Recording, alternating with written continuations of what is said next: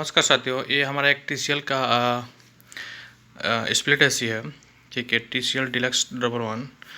और इसमें प्रॉब्लम क्या है, ये मशीन हमारा नहीं चल रहा है। जब हम इसको रिमोट से यहाँ से ऑन करते हैं तो E5 एरर कोड शो करता है।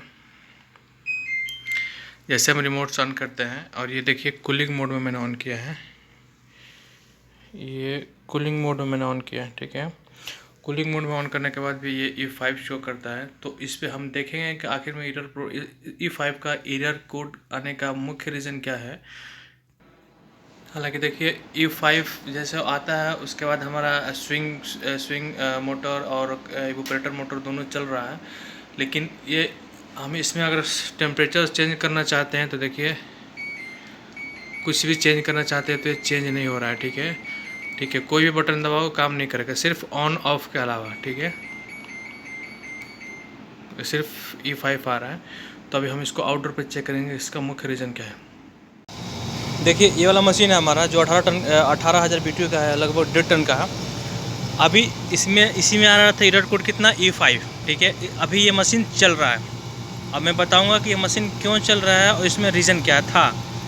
अभी इसका फ़ैन चल रहा है और इसका एम्पियर कितना दे रहा है, करीबन 9.3 एम्पियर दे रहा है। रेटेड इसका एम्पियर है 8.6 8.5 के आसपास इसका रेटेड एम्पियर है। ठीक है, अभी देखिए मशीन को मैंने पूरा खोल दिया है आउटडोर यूनिट पे। ठीक है, और ये हमारा पूरा कंप्रेसर, फ़ैन और कैपेसिटर, जो भी इलेक्ट्रिक कंट्रोल पैनल हमारा सब दिख रहा है यहाँ पे। इस मशीन में हमारा E5 आया हुआ था। E5 आने का मुख्य रीज़न है कंप्रेसर का ओवर हीटिंग होकर बंद होना, कंप्रेसर का ना चलना, या कंडेंसर फ़ैन का ना चलना। कभी कभी क्या होता है, कंडेंसर फ़ैन नहीं चलेगा तो यहाँ पर कंडेंसिंग जो होता है प्रॉपर नहीं होगा, जिसके वजह से ओवर हीटिंग होगा। ओवर हीटिंग होने के बाद हमारा क्या होता है, कंप्रेसर ओवर हीट होकर बंद हो जाएगा। पंखा भी ख़राब हो सकता है आपका, कंप्रेसर ओवरलोडिंग में भी चल रहा होगा, या कंप्रेसर का जो कैपेसिटर है हमारा, ये रनिंग कैपेसिटर आप देख सकते हैं, इसमें लिखा हुआ 30 माइक्रोफैरेड। ठीक है, यानी 30 MFD का है। तो ये कैपेसिटर भी ख़राब हो सकता है, क्योंकि जब ये इसका कैपेसिटर जब वीक होगा तो कंप्रेसर हाई एम्पियर में जाएगा और ओवर हीट होगा जल्दी, जिसकी वजह से कंप्रेसर हमारा बंद हो सकता है। फ़ैन ख़राब हो सकता है। फ़ैन के साथ साथ हमारा जो ये वाला इसका जो रनिंग कैपेसिटर है फ़ैन का, ये भी ख़राब हो सकता है। जब ये ख़राब हो जाए तो पंखा नहीं चलेगा, तो ये भी ख़राब हो सकता है, जिसकी वजह से पंखा ना चले, या ये सही हो तो पंखा ख़राब हो सकता है, जिसकी वजह से हमारा पंखा ना चले। और हम टॉपिक पे देखते हैं। इसमें देखते हैं ये सिर्फ कूलिंग मोड है, 410 नंबर गैस है, और ये सिर्फ cooling mode, heat and cool नहीं है। इसमें 2 फेस न्यूट्रल आ रहे हैं। ठीक है, एक फेस है एक न्यूट्रल है। आप देख सकते हैं ये जो हमारा ये इनपुट हमारा 2 है, आउटपुट में हमारा नंबर 1 पे हमारा फेस से 2 वायर जा रहा है, न्यूट्रल से हमारा 1 वायर जा रहा है। फेस का जो 1 वायर आ रहा है वो सीधे हमारा यहाँ कॉन्टेक्टर का इनपुट पे हो गया, आउटपुट से हमारा कंप्रेसर पे चला गया। फेस जो आ रहा है उसमें से एक फेस हमारा ये सेंसर टाइप का एक जैक दिया हुआ है, जो हाई प्रेशर स्विच का है, और यह हाई प्रेशर स्विच किधर लगा हुआ है, यहाँ पे लगा हुआ डिस्चार्ज लाइन में। तो ये नंबर 1 से हमारा एक फेस आ रहा है इसमें, और यहाँ से जाके फिर हमारा हाई प्रेशर स्विच से इन हो रहा है, इन होके फिर आउट हो रहा है। वो जा रहा है कहाँ पे, हमारा कंडक्टर को सप्लाई देगा। यहाँ पे आप देख सकते हैं ये वाला जो है ना कंडक्टर को सप्लाई देगा। तो ये फेस है, ये फेस कहाँ से घूम के आ रहा है, हाई प्रेशर स्विच से घूम के आ रहा है। अगर हाई प्रेशर स्विच से घूम के आ रहा है तो ये भी हो सकता है, अगर इस यूनिट आउटडोर यूनिट में हाई प्रेशर है, यानी प्रेशर ज़्यादा है, तो यहाँ पे सप्लाई नहीं आएगा। सप्लाई नहीं आएगा तो क्या होगा, कॉन्ट्रैक्टर नहीं ऑन होगा। कॉन्ट्रैक्टर नहीं ऑन होगा तो हमारा क्या होगा, कंप्रेसर नहीं चलेगा। कंप्रेसर नहीं चलेगा तो हमारा क्या होगा, अंदर हमारा E5 शो करेगा। तो एक रीज़न ये भी हो सकता है कि ये जो हमारा जो वाइट वाला जो वायर है, इस पर हमारा हाई प्रेशर शो करने के बाद ये यहाँ से सप्लाई ऑफ कर देता है। एक बार हमारा ऑफ करेगा तो हमारा ये स्विच क्या होगा, कॉन्ट्रैक्टर हमारा बंद हो जाएगा। ठीक है।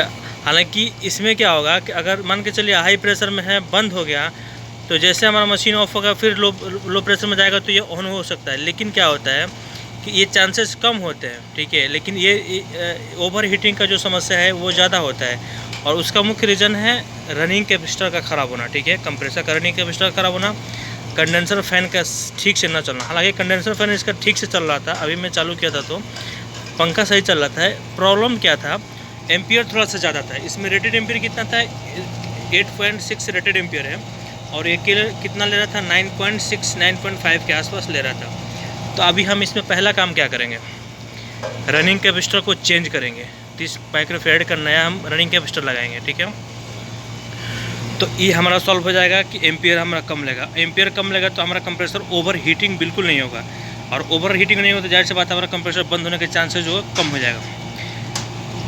रनिंग कैपेसिटर चेंज करेंगे, इस पूरे मशीन को क्लीन करेंगे पानी से। रनिंग कैपेसिटर चेंज करेंगे तो इस पर ओवर हीटिंग नहीं होगा, लोड नहीं पड़ेगा। जब हम कंडेंसर को क्लीन कर देंगे अच्छे से, तो जो कंप्रेसर पर जो और एक्स्ट्रा लोड पड़ता है ओवर हीटिंग की वजह से, कंडेंसिंग प्रॉपर ना होने की वजह से, वो भी कम हो जाएगा। तो इसमें डबल फ़ायदा होगा कंप्रेसर को। एक तो प्रॉपर चलने के लिए नया कैपेसिटर मिल जाएगा, और कंडेंसर प्रॉपर क्लीन होने के बाद हमारा क्या होगा, इस पर लोड कम पड़ेगा, तो और हमारा इस कंप्रेसर को थोड़ा सेफ्टी मिलेगी, जिसकी वजह से कंप्रेसर ओवर हीट नहीं होगा। हालांकि देखिए, जब मशीन में जब E5 आता है, तो E5 आने के बाद आप कुछ नहीं, मशीन पे कुछ भी नहीं करें, आउटडोर यूनिट पे सिर्फ ब्रेकर बंद कर दें। फिर ब्रेकर बंद करने के बाद 5 मिनट के बाद फिर ऑन कर दें, तो हमारा फिर मशीन सिस्टम वाइज चलने लगता है। इसमें क्या होता है, देखिए, जब हमारा कंप्रेसर एक बार ओवर हीट होकर बंद होगा, तो क्या होगा कि हमारा जो डिस्प्ले है वहाँ पे कंट्रोल में ये सप्लाई है, ये हमारा जो कम्युनिकेशन है वो चला जाएगा कि कंप्रेसर ओवर हीट होकर बंद हो रहा है या हाई एम्पियर ले रहा है, ठीक है। जिसकी वजह से E5 आ जाएगा। जब E5 आएगा तो पूरा मशीन हैंग हो जाता है, लेकिन जैसे आप सप्लाई को बंद करके फिर ऑन करते हैं तो हमारा फिर मशीन से सिस्टम वाइज चालू हो जाता है। तो E5 आता है तो इसमें ज़्यादा परेशान होने की जरूरत नहीं है। जब भी मशीन में E5 आता है तो आप ब्रेकर को बंद कर दीजिए। ब्रेकर को बंद करने के बाद आउटडोर यूनिट का पूरा कवर खोलिए। कवर खोलने के बाद 1 बाय 1 चेक कीजिए कंप्रेसर ओवर हीट है या नहीं है। ओवर हीट भी हो सकता है, अगर आप एरर कोड तुरंत शो कर रहा है तो यानी आधे घंटे पहले शो कर रहा होगा तो ठीक है, क्योंकि ओवर हीट होने के बाद ही हमारा कंप्रेसर बंद होता है। तो कंप्रेसर का ओवर हीटिंग चेक कीजिए, कैपेसिटर की कंडीशन चेक कीजिए। हालांकि कैपेसिटर का जो एक कैपेसिटर कंप्रेसर का कैपेसिटर ये काफ़ी ओवर हीट है, ठीक है। तो इसका मतलब ये इस पर लोड ज़्यादा ले रहा है, ठीक है। तो कंप्रेसर का ओवर हीटिंग चेक कीजिए, और रनिंग कैपेसिटर के कंडीशन चेक कीजिए, कहीं से लीकेज तो नहीं है ना, लीकेज है या कहीं फुल तो नहीं गया है। कभी कभी लीक हो जाता है या फुल जाता है, जिसकी वजह से हमारा ओवर लोड में चला जाता है कंप्रेसर। ये 2 चीज़ चेक कीजिए। उसके बाद ये जो कनेक्शन है, जो फेस इस पर आ रहा है, फेस जाके सीधा हाई प्रेशर में जा रहा है, हाई प्रेशर से रिटर्न होकर सीधा कॉन्ट्रैक्टर पर जा रहा है। तो ये कनेक्शन भी चेक कीजिए कि ये हाई प्रेशर स्विच प्रॉपर काम कर रहा है नहीं कर रहा है, ठीक है। तो ये चीज़ चेक कीजिए। कॉन्टैक्टर भी चेक कीजिए। कॉन्टैक्टर में क्या होता है, कभी कभी ये जो प्लंजर है यहाँ पे कॉन्टैक्ट पॉइंट, यहाँ पे जब कार्बन आ जाता है तो मशीन में क्या होता है, वो कट का आवाज़ आता है, ठीक है, यानी लोडिंग में चलता है, यानी पूरा प्रॉपर एम्पियर पूरा करंट कंप्रेसर को नहीं जाता है। तो आप कॉन्टैक्टर के कॉन्टैक्ट पॉइंट को भी चेक कीजिए। ये स्टेप होगा। यहाँ पे फ़ैन का रिले चेक कीजिए, सॉरी फ़ैन का कैपेसिटर भी चेक कीजिए। कभी कभी ये भी ख़राब होता है, हालांकि इसके चांसेस कम होते हैं ख़राब होने का। अगर ये ख़राब होगा तो पंखा नहीं चलेगा, तो ये चेक कीजिए। तीसरा पॉइंट हो गया। अगला पॉइंट हमारा तो पंखे का। जब पंखा हमारा जब प्रॉपर नहीं घूमेगा, बेरिंग जाम हो जाता है या वाइंडिंग का इशू हो जाता है, तो जिसके वजह से हमारा पंखा नहीं चलेगा तो ओवर हीटिंग होगा। ओवर हीटिंग होने के बाद हमारा कंप्रेसर ओवर हीट में जाएगा। तो पहला स्टेप हो गया compressor, capacitor, contact point, high pressure switch, और उसके बाद आता है फ़ैन का कैपेसिटर, फ़ैन का बेरिंग और बूस्ट जो भी है आप चेक कीजिए। और उसके वाइंडिंग का भी चेक, अगर नहीं चलेगा तो जाहिर सी बात है या तो वाइंडिंग ख़राब हो गया तो उसका बेरिंग ख़राब होगा। और इन सब के बाद मशीन को प्रॉपर ये चेक कीजिए कि ओवर हीटिंग का मुख्य चांस जो होता है, मशीन हमारी आउटडोर यूनिट में पूरा डस्ट होता है, ठीक है। तो लास्ट में हमारा इसको नीट एंड क्लीन पूरा प्रॉपर कीजिए। उसके बाद मशीन को प्रॉपर ऑन कर दीजिए और फिर से चलेगा हमारा। अंत में ये भी देखना होता है, जब आप सब कुछ यहाँ पे यानी capacitor, compressor, contactor, power relay, चाहे हमारा मोटर, कंडेंसर हमारा क्लीन है, सब कुछ ठीक है, तो ये चीज़ लास्ट में ये चीज़ ज़रूर देखना होता है कि मशीन जब हम चालू करते हैं तो एम्पियर कितना लेता है, और इस एम्पियर जो रनिंग पीरियड में वो एम्पियर है उसका रेटेड एम्पियर से कितना मतलब फ़र्क है, ठीक है। उसके बाद बैक प्रेशर में भी कितना है, हालांकि रनिंग हो रहा था तो 230 के आसपास 130 के आसपास था PSI में।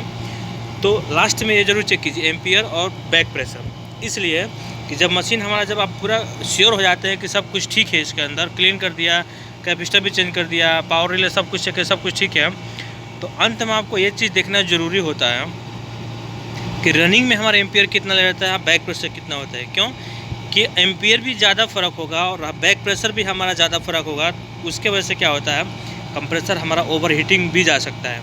ठीक है, तो आप ऐसा ये गलती मत कीजिए कि सिर्फ आप इलेक्ट्रिकल पार्ट्स को ही चेक कीजिए और बाकी सब ठीक है तो आप उसको चालू करके छोड़ दीजिए। नहीं, आप उसके जो गैस फ्रेन है उसके कंडीशन को भी चेक कीजिए, एम्पियर को भी चेक कीजिए। अगर मान के चलिए एम्पियर ज़्यादा ले रहा है, ठीक है, एम्पियर ज़्यादा ले रहा है तो जाहिर सी बात है ओवर हीटिंग में जाएगा। चाहे ठीक है एम्पियर थोड़ा सा कम ले रहा है, लेकिन हमारा ये जो बैक प्रेशर है इसका ये प्रॉपर ठीक से नहीं है, तो इसमें क्या होता है कि जहाँ मशीन को आधा घंटा 1 घंटा चलना चाहिए वहाँ पर मशीन 1.5 घंटे 2 घंटा चलेगा। ठीक है, तो जाहिर सी बात है फिर वो ओवर हीटिंग में जाएगा। तो ये भी माइनर पॉइंट होता है, आप उसको हमेशा चेक कीजिए। ये जब यहाँ पे इलेक्ट्रिकल और मैकेनिकल पार्ट्स जब चेक कर लेते हैं उसके लास्ट में आपको गैस और प्रेशर ज़रूर चेक कीजिए। ठीक है, और आई एम श्योर ये इतना चेक करते हैं तो मशीन में कहीं भी ऐसा कोई भाग नहीं है जहाँ पे जिसके वजह से फिर एरर कोड हमको पकड़ ना पाए, एरर कोड E5 पकड़ ना पाए। ठीक है, मेरा मानना है कि इतना चेक करने के बाद एरर कोड E5 अपने आप चला जाएगा।